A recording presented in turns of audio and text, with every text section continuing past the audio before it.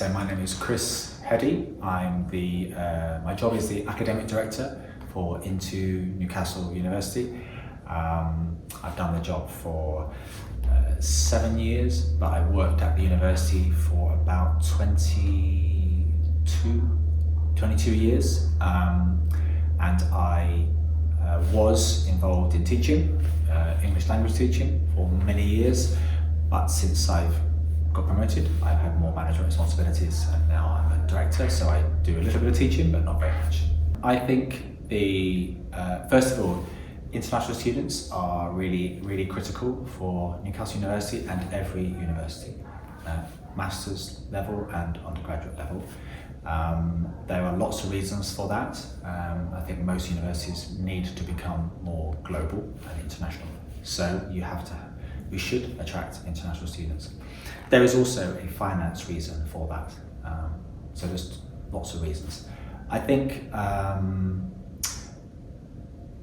the challenge for students, international students like you, is that often the university, whether it's a master's program or undergraduate program, not always, but often has been designed for UK students, or possibly UK students and European students. But the students who now want to come and are interested in coming to Newcastle are not UK students and are not European. They are from China or from India or from Southeast Asia.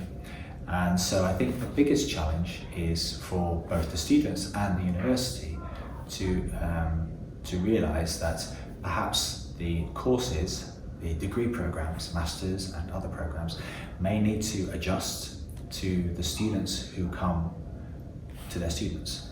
And if I'm very honest, Newcastle University is sort of waking up to that fact now.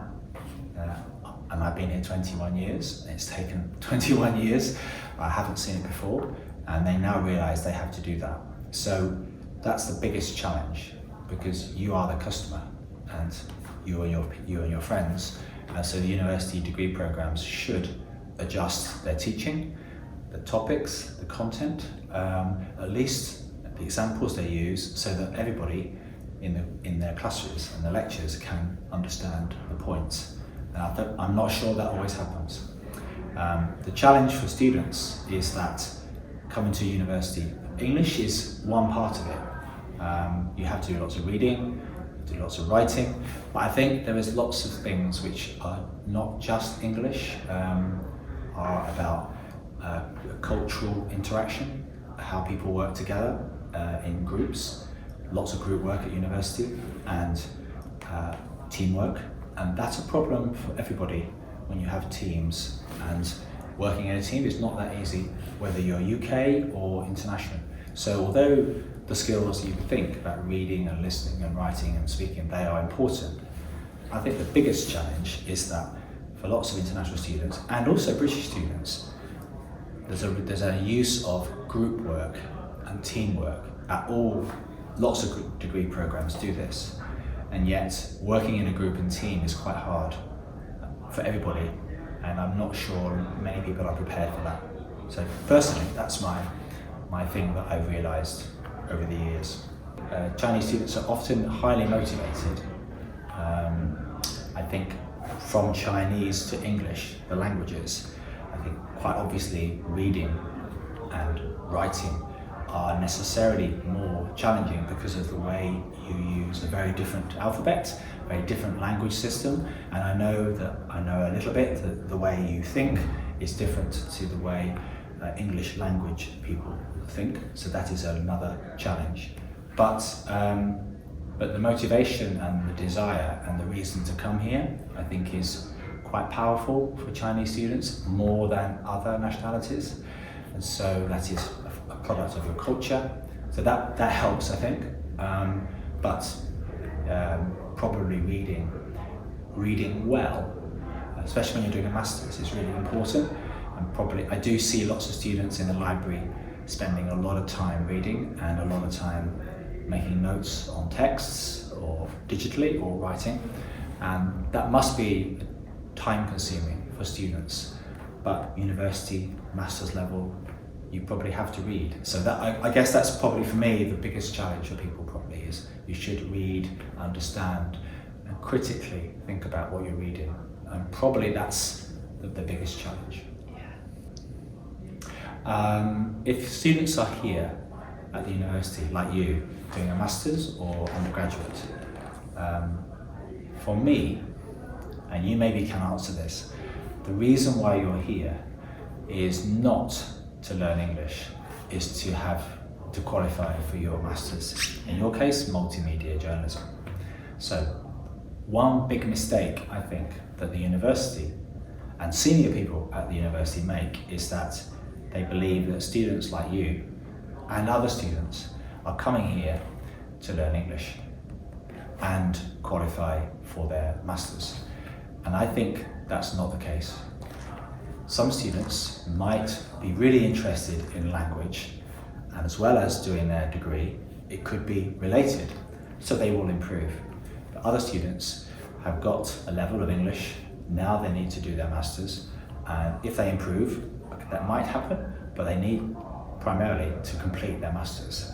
So I think if students are interested in improving their English, genuinely interested while doing their master's program, they have to, surely that's a lot of things to do at the same time. Have they got the time for that? Have they really got the mental power for that? I'm not sure.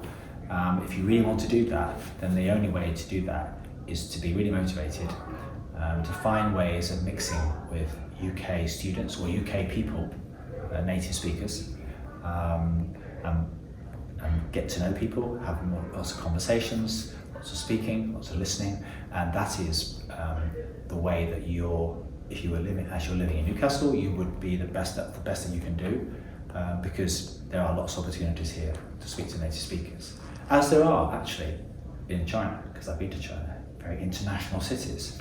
So actually there are opportunities everywhere, but you need to make the effort and you find those opportunities. It's more difficult probably, but I don't think that's the prime motivation for many students, yourself or other people, to come here. You come here to use Newcastle. It's a great university, the program is really good, your degree program, and that's probably your prime motivation. If your prime motivation is just to improve your English, you wouldn't be at Newcastle University, you'll be doing an English course somewhere, like we have language schools in Newcastle. Okay, the only advice I would give, and I do give advice on this to big groups of people, is two things.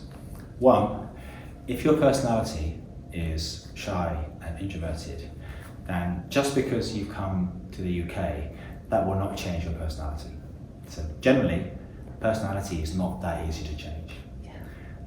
If you are maybe less, or if you are more shy or introverted, but you really are motivated to change or to try and somehow speak and listen to people, my one piece of advice is it's difficult to find a club society. There are, but it's more difficult. UK students are not so interested sometimes in mixing with international students. Some are, but some aren't.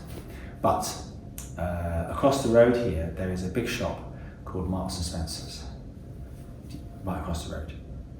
And one thing that I have told people to do, is at lunchtime, if you go to Marks and Spencer's in the morning and lunchtime, there are lots of old people, British people, pushing their trolley around the shop.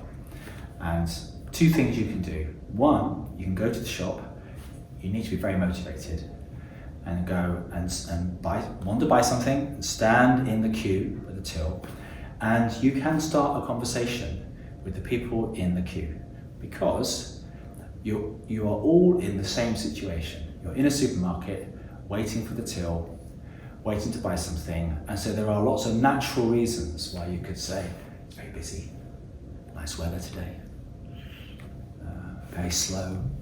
There are natural ways a conversation would start.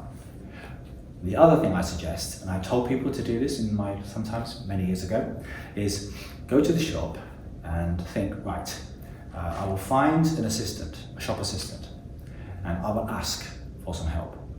Even if you do not need any help, it is an obvious thing to do to ask somebody for help, because that's their job, and they will show you. And when they show you or give you some help, show you where something is, you can have a conversation and start a conversation.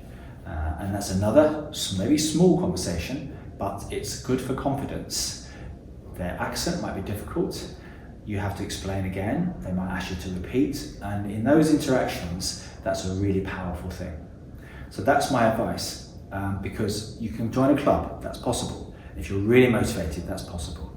You can go to the Language Resource Centre, which is excellent, and find a tandem partner. But there are too many overseas students for the UK students to join with. So that's difficult, although a good opportunity. Can you do something else? And my suggestion is find a shop, talk to people in a queue, or talk to people, or ask the shop assistant for some help, even if you don't need it. You can't talk to people in the street, that's strange. You can't ask people in the shop, other shoppers, that's really strange, in fact odd. But people who are paid to work in shops are obvious people where interaction can happen. Yeah. That's my advice.